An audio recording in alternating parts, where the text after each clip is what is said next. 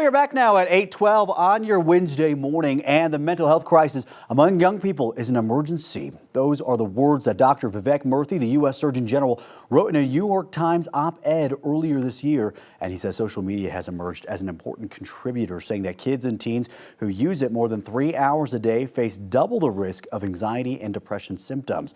To add some context here, the American Psychological Association reports the average use by youth is nearly 5 hours a day. But one Coloradan has created a challenge that's already helped a lot of young people. And joining me this morning is Maddie Freeman. She's the founder and CEO of NoSo November, short for No Social November. Maddie, good morning. Good morning. Thank you for being with us. We appreciate it. Briefly explain this challenge that you've created. Absolutely. So I've created a month-long detox challenge where folks can take a month-long break from social media so they can really hone in and focus on healthier activities, offline habits, and investing in their relationships so they can really improve that well-being and mental health. And you've been a big advocate for healthy mental health and taking care of it and managing it. What spurred you to create something like this?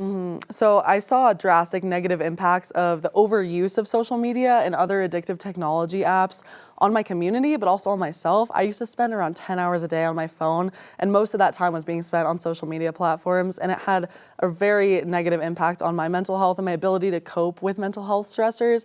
And I saw it really impact my community too. I mean, we lost a lot of people to suicide, and I saw how social media just played a role in making it more difficult to deal with things like depression and anxiety. And you were in high school already in the midst of people using social media commonly, as you mentioned.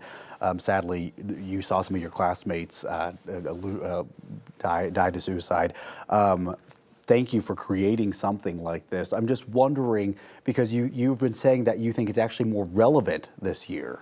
Yeah, I mean, absolutely. With the election coming up, there's a lot of stress happening right now. People are, getting bogged down in their feed. They're getting, politically polarized by going down that kind of rabbit hole of whatever the algorithm decides to recommend them. We're seeing a lot of mental health stressors come up as the winter approaches. So it really is a timely experience to be able to take a break and say, I'm going to take my autonomy back, take some control back over my time, and be able to invest that into healthy activities. And you get a lot of feedback from people who have taken part in this challenge. What do you typically hear? Oh my gosh, we get amazing positive feedback. I mean, a lot of teens have told me that their body dysmorphia improves, their anxiety goes away. They feel a lot less lonely because they feel more authentically connected to those that they care about because they're not, Snapchatting them, they're calling them and seeing them in person. Right. And they also adopt a lot of healthy habits. People start reading, they start gardening. It's really a beautiful time to be able to kind of invest back into yourself and deepen that self-awareness. And we really see those positive impacts within the schools that we work with and also within the detoxers that try our challenge. And you realize how much life you're missing by staring at that screen when you're doing a challenge like this. Absolutely. I mean, people always towards the end of November are like, I don't want to go back. I want to keep social media deleted.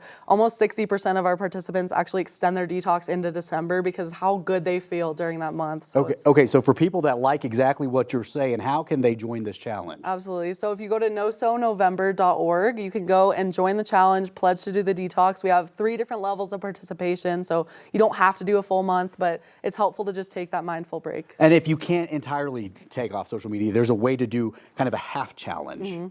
Yes, so there's a business school approach. So if you need to use socials for business or school purposes, you can still do so. You can also just modify your habits and try to make your phone a healthier place and, improve your digital wellness overall just by taking a break or maybe even a week-long break instead of a month. I may have to join this challenge. I think that sounds pretty nice. Absolutely. Maddie, thank you very much for being here. We appreciate it.